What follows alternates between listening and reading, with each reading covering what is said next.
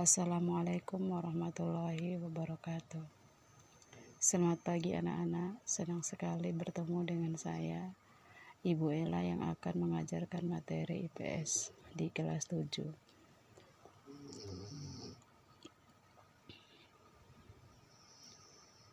Bagaimana kabar kalian hari ini? Semoga kalian baik-baik saja, agar dapat mengikuti mata pelajaran hari ini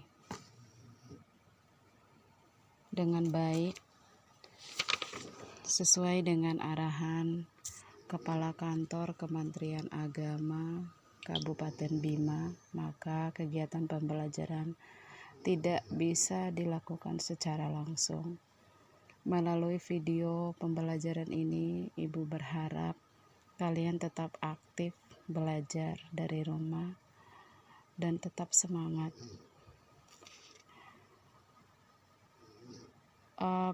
Pada pertemuan hari ini kita akan belajar materi IPS yang bertema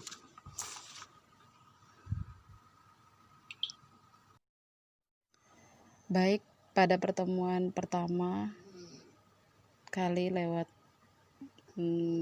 daring, maka pelajaran kita pada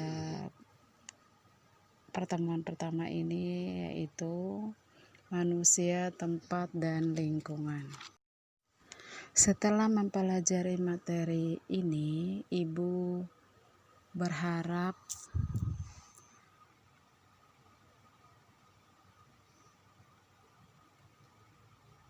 kalian dapat menjelaskan pengertian ruang. Yang kedua, kalian dapat menjelaskan pengertian interaksi antar ruang. Yang ketiga, kalian dapat menjelaskan penyebab terjadinya interaksi antar ruang. Dan yang keempat, kalian dapat menjelaskan bentuk kondisi saling bergantung yang diperlukan untuk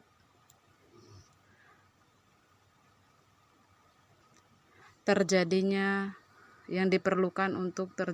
interaksi antar ruang. Selanjutnya, istilah ruang sering kita jumpai. Yang pertama, ruang kelas, 2 ruang laboratorium, keempat ruang perpustakaan. Lalu apa sih pengertian ruang? Ruang adalah tempat permukaan bumi, baik secara keseluruhan maupun hanya sebagian, yang digunakan oleh makhluk hidup untuk tinggal. Ruang tidak hanya sebatas udara yang bersentuhan dengan bumi, tetapi juga lapisan atmosfer terbawah yang mempengaruhi permukaan bumi. Ruang juga mencakup perairan yang ada di permukaan bumi, baik berupa laut, sungai, maupun udara. Ruang juga mencakup lapisan tanah, bebatuan, dan lapisan tertentu yang menjadi sumber kehidupan manusia. Selanjutnya, apa penyebab terjadinya interaksi antar ruang? Mari kita perhatikan contoh di bawah ini. Ada 2 wilayah ya, ada wilayah A dan wilayah B. Dan Ibu akan jelaskan pada wilayah A termasuk daerah pegunungan, sehingga tanahnya sangat subur untuk menghasilkan sayur. Sedangkan di sampingnya yaitu wilayah B berada di pesisir pantai yang sangat dekat sekali dengan laut sehingga menghasilkan. Nah, perbedaan karakteristik inilah yang membuat masyarakat yang berada di wilayah A atau daerah pegunungan yang membutuhkan masyarakat yang tinggal di tepi pantai jika ingin mengkonsumsi ikan. Sebaliknya, masyarakat yang berada di tepi pantai membutuhkan masyarakat yang ada di pegunungan jika mereka ingin mengkonsumsi sayur. Nah, itulah artinya kedua ruang ini harus berinteraksi untuk memenuhi kebutuhannya. Hal ini menunjukkan bahwa perbedaan karakteristik itu memicu interaksi antar ruang. Lalu, apa yang dimaksud dengan interaksi? Interaksi antar ruang adalah pergerakan orang, barang, atau informasi dari satu daerah ke daerah lain atau dari daerah asal menuju daerah tujuan. Interaksi antar ruang terjadi dalam 3 bentuk. Yang pertama, mobilitas penduduk, yaitu interaksi dalam pergerakan masyarakat. Yang kedua, perpindahan barang, yaitu perpindahan barang atau energi yang disebut juga transportasi. Nah, yang ketiga, perpindahan informasi yang disebut komunikasi. Nah, semua interaksi ini terjadi karena kondisi saling bergantungan antara satu ruang dengan ruang yang lain. Lalu,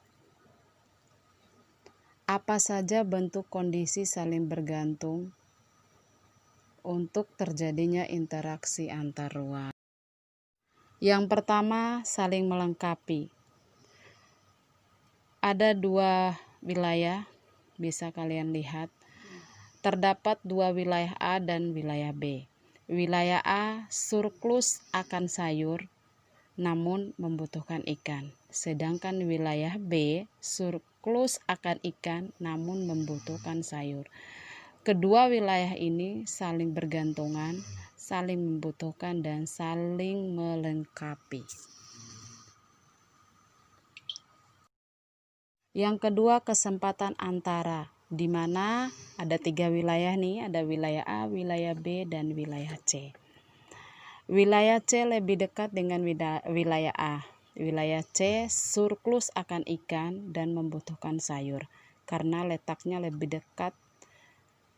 Ongkosnya pun jauh lebih murah untuk menuju wilayah B, sehingga penduduk wilayah A menjalin kerjasama dengan wilayah C, sehingga hubungan antara wilayah A dan wilayah B semakin melemah.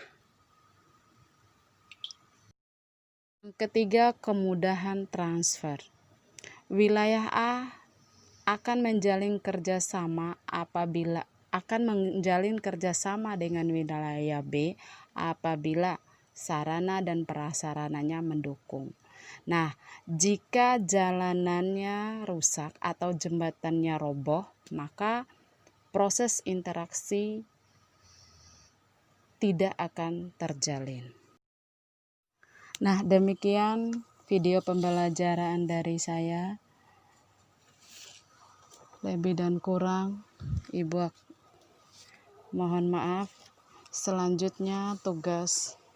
Billahi taufiq wal hidayah. Wassalamualaikum warahmatullahi wabarakatuh.